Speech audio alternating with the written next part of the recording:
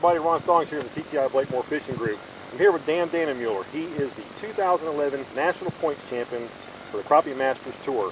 And we came out here on a new lake today, and I want Dan to explain to everybody how we approach a new lake the way he does it because he's so successful. Dan, can you explain that to us, please? Absolutely, Ron.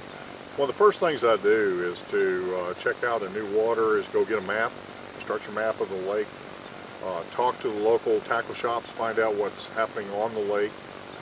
Then I'll also bring up Google Earth. Take a look on Google Earth, what's happening, what's not happening, where the structure is, where the creeks run. And then I'll take that structure map and mark it up. When I hit the water, I want to find out what the weather's doing, what the water temperature is, what the water clarity is, and then I start eliminating water by using side finders and structure scans on the electronics. After I've completed all that, then I'll start fishing the water and testing to see where the fish are. Now, when you say water clarity, what's the importance of the water clarity when you come out here and to a new lake like this? It affects the position of the fish in the water column, also the color that we're going to use when we're going out there and experimenting with the fish. So when we fish with spider rigs, we may try 8 different colors when we start fishing those fish. And the water clarity will be a big player. Okay, so when the water is really clear, are you using darker or lighter colors?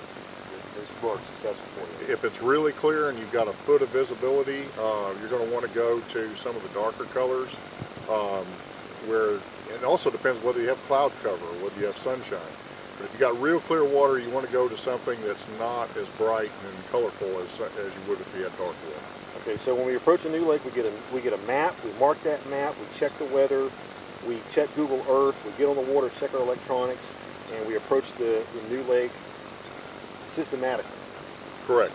We will look at it from all those factors, and then once we see where the fish are and the time of the year it is, now if it's pre-spawn, post-spawn, then we'll go and zero in on those fish. And that way we're eliminating 80 to 90% of the water and concentrating on that 10 to 20% where the fish will be. So you're going for a rifle approach instead of a shotgun approach. Absolutely. Well, Dan, thank you much for all that, and we appreciate all the information about approaching the new lake, and we had a lot of success today doing that. And make sure you check us out at crappienow.com or ttiblakemore.com. Good fishing, folks.